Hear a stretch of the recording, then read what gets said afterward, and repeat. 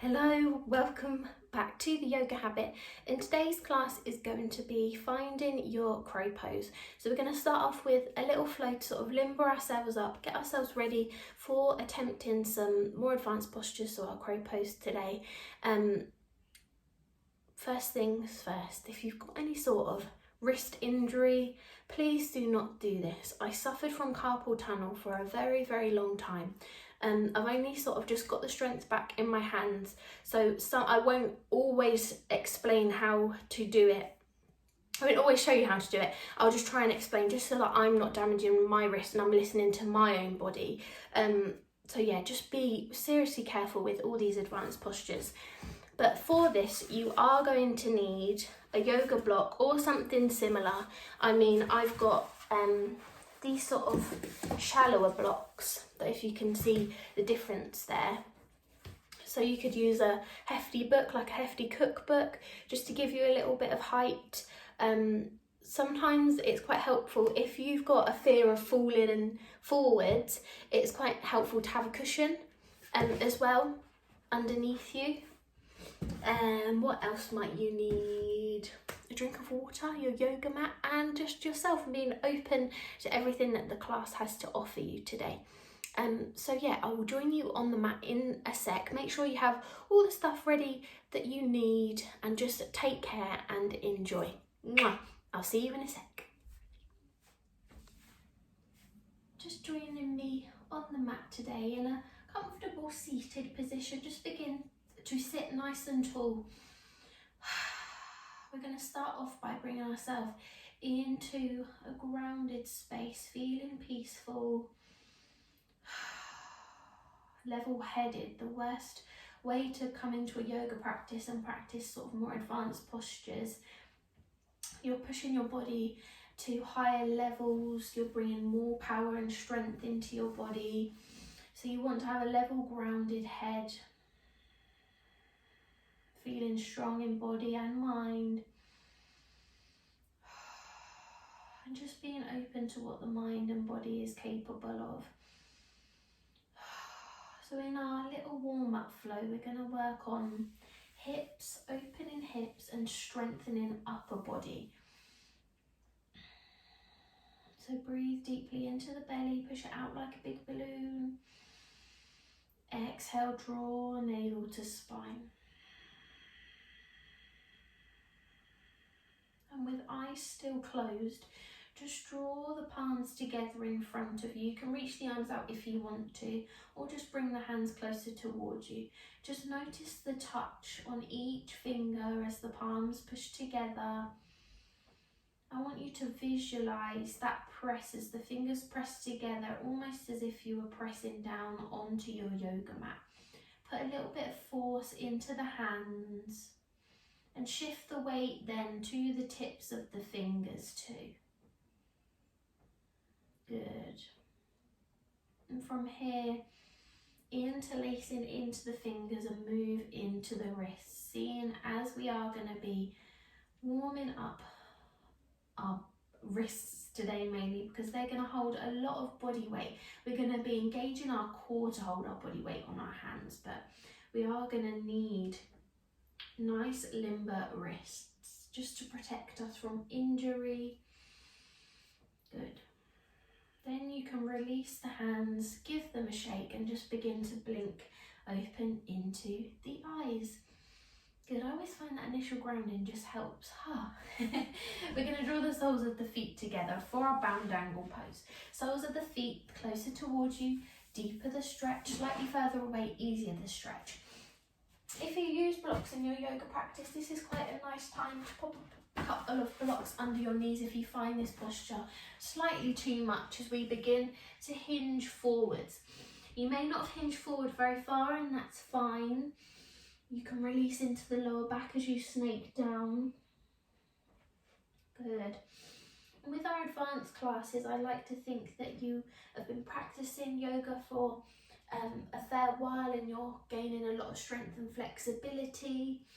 Then this class is definitely for you. And maybe you're just wanting to push the boat a little, try something new, and that's amazing as well. Breathe deeply into the hips. Feel as they begin to open. We want nice open hips for our practice today. Good. Lovely. Draw everything back towards you, knees together. Just going to get nice and warm now. So shifting the blocks out of the way if they weren't already. Join me on all fours, nice and grounded. Good. Inhale, dip the belly down, gaze comes forward. Cow pose, and as you exhale, navel to spine. Push through the base of the hands now. Cat pose. Now notice that connection. You've got the fingers spread. Fingers are connecting with the mat as you push it down in your cat pose. Good. Feel free to close into the eyes, take a few rounds, and as you come into that cat pose, feel that connection with the hands onto the mat. Good. Feeling strong in the upper body, just beginning to limber into the spine. Use the breath to move, use the breath to power your practice. Lovely stuff.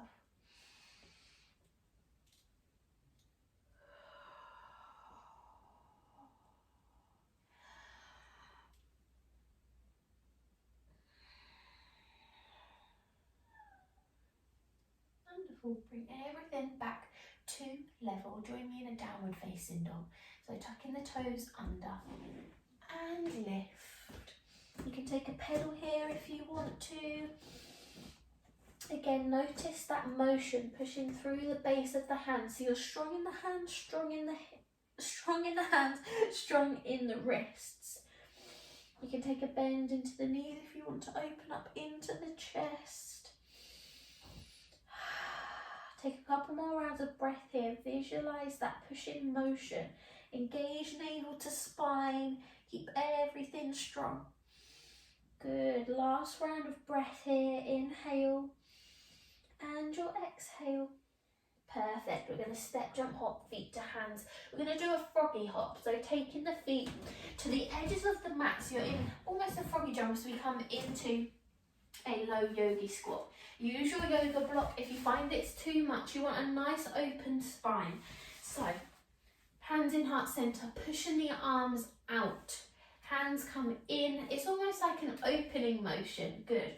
Really draw those hands into heart center, lengthen through the spine. You don't want to be hunched over. Everything, as you open, everything lengthened. We're going to hold here for 3 breaths.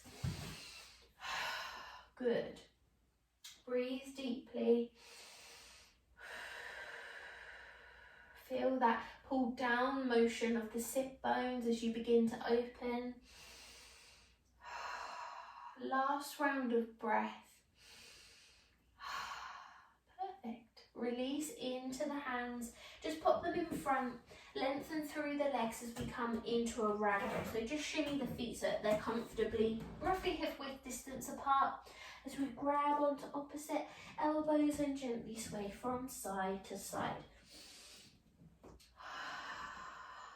It's quite helpful in our crow pose sort of to really tuck in. So that's why it's good sometimes to bend as much as you can just to get the body used to being in that sort of tucked position. Take a couple more rounds of breath here. Good. When you're ready, inhale. Circle the arms all the way up. Connecting mountain pose, nice and strong. Try not to flow the ribs out too much. Everything is level. And as you exhale, slowly bring hands into heart center. Take a moment, feel that grounding just before we get nice and warm. Lovely stuff. Inhale, circle the arms up, connecting mountain pose. Exhale, forward fold or ragdoll, whichever you prefer. Inhale, lift halfway, create space. Exhale, plant the hands, step it back, plank pose. Now from here, 2 options. Lower the knees down and you can come down, chin, chest, tummy. But from here, I really want you to engage the core, draw the elbows in and lower yourself down as slowly as you can. So utilising all the muscles in that upper body and in the arms. Or you can come down through chaturanga, which is where the legs are extended, you engage the thighs and the glutes and the core, because the lower body is so heavy, it's almost impossible just to be like this and lower down. Everything has to be engaged to make it slightly lighter for the body as we go down.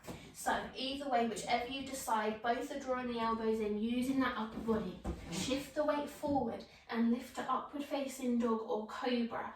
So cobra, hips are glued, upward facing dog, tops of the feet are glued. Good. Shift it back, exhale, downward facing dog.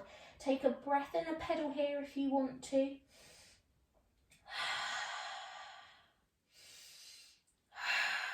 Lovely stuff. From here, this time, we're going to walk the hands towards us while separating the feet to the edges of the mat.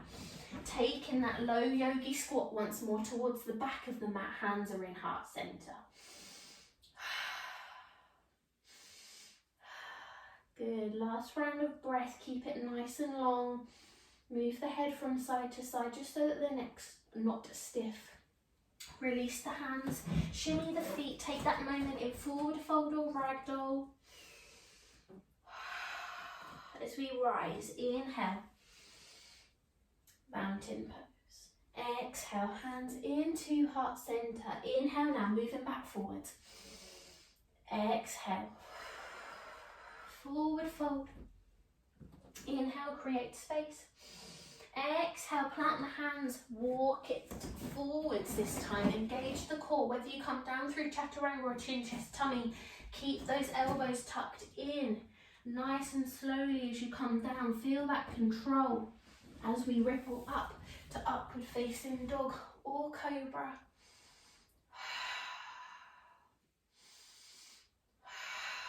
And downward facing dog. Good. Take a breath and a pedal. As we step, jump, hop, feet to hands. Back to that froggy jump. Hop, hop. Low yogi squat. 3 breaths.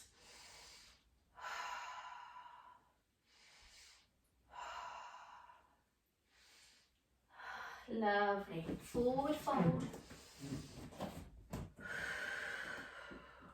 Inhale, rise. And exhale, hands into heart center. Take a breath. Inhale, lift. Mountain pose. Exhale. Forward fold. Lift halfway, create space. Exhale, plant the hands, step it back. Plank. Good. Lower into the knees or chaturanga as you come down. Chin, chest, tummy. Upward facing dog or cobra. Exhale, downward facing dog. Inhale, walk the hands towards you. Low yogi squat, last time.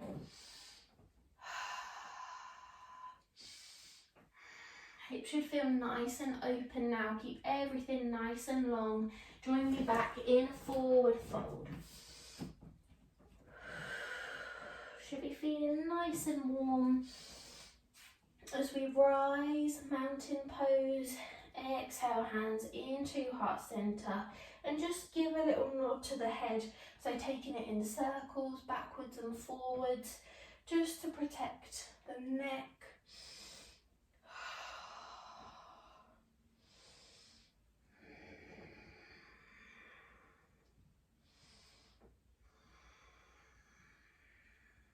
Lovely stuff.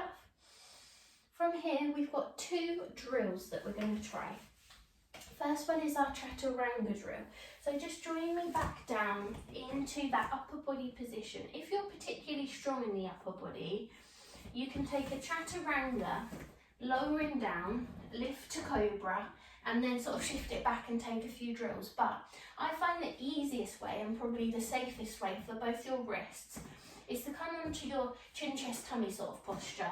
Shift the hands forward so that you're putting the weight into the upper body and that it's not more of a cat or cow pose or all fours position. So drawing those elbows in, spread the fingers, push through the base of the hands, drawing yourself down nice and slowly. As soon as the nose almost touches, push up, back and to cobra, not upward facing dog. Good. From here, find that upper body, so lifting those hips up slightly and bring it back down. And ripple. Good. It just begins to strengthen this part of the arms and the lost my train of thought, and the forearms. So take a few rounds here just now, just to practice either your chaturanga, which is quite hefty, down and up, or your chin, chest, tummy, and just to begin to warm up and strengthen those forearms. So take a few rounds in your own time, and I'll join you back after we've taken around 10 rounds.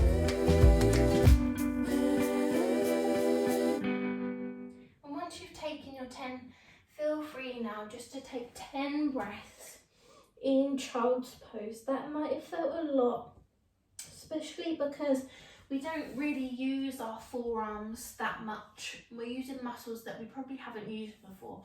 So if you're noticing a little bit of tension, or they did begin to ache and you needed to take a break, that's absolutely fine. We can't expect you. We're not doing a PT session here. Any point you could have taken a child's pose. But I trust that as this is a slightly more advanced practice, that you do tend to know your own body and you know when you're ready to take a child's pose.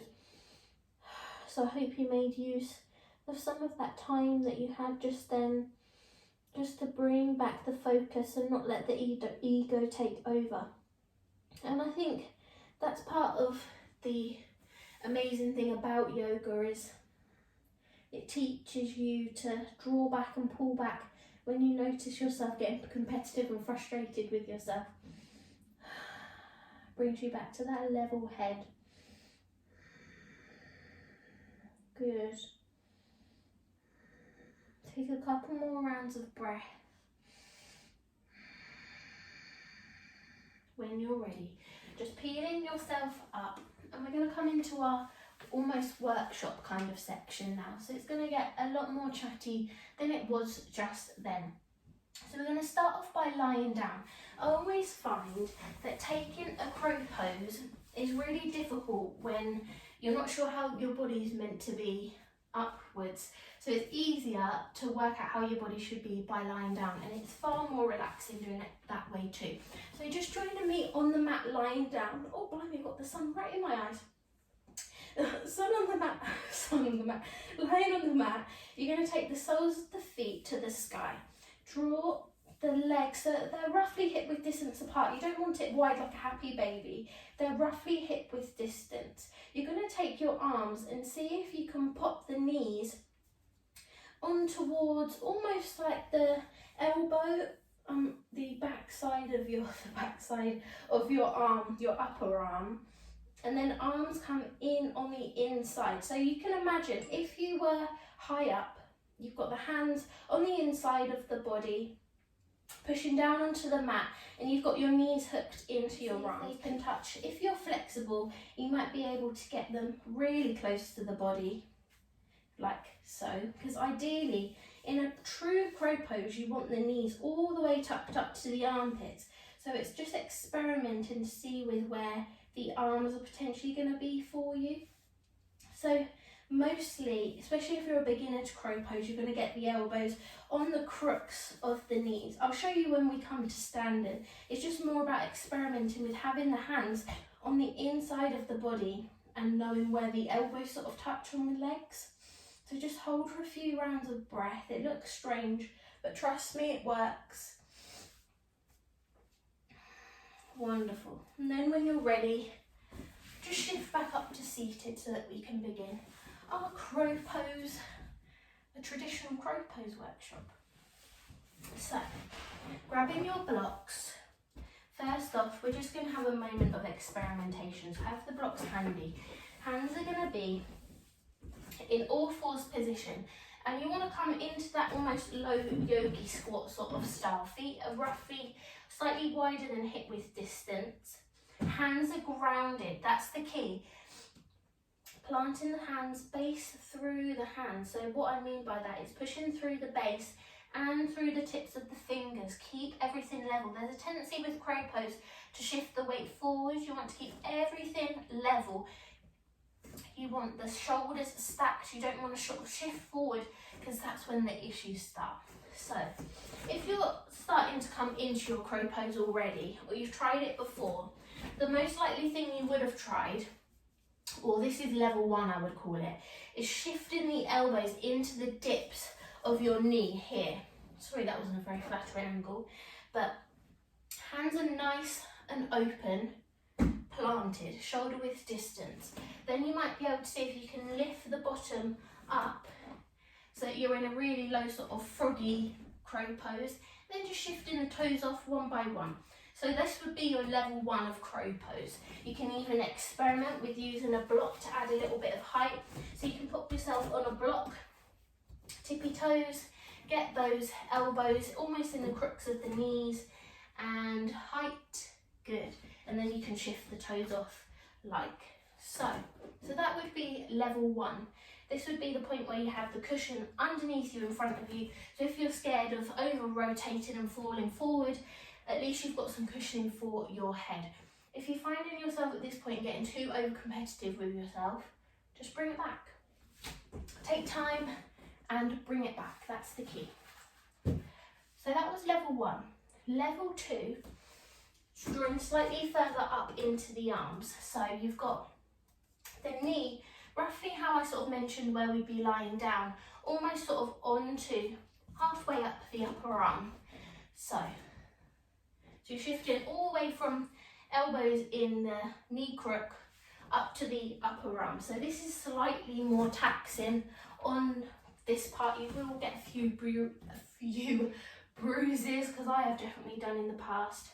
And again, using your block, give you a bit of height, just helps you get that flight in crow pose, I always find, by using a block.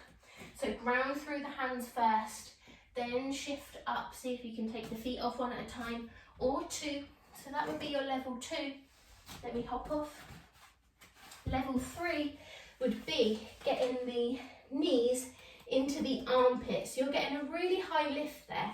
So that's why we needed to do the strengthening training in the forearms, but also zipping up in the core as we lowered down too. So let's just grab our block.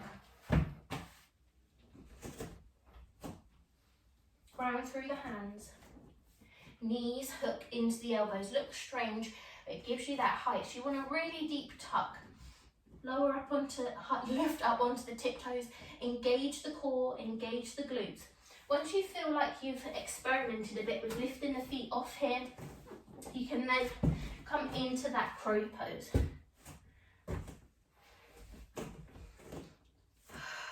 Remember to breathe. I always find taking an exhale helps.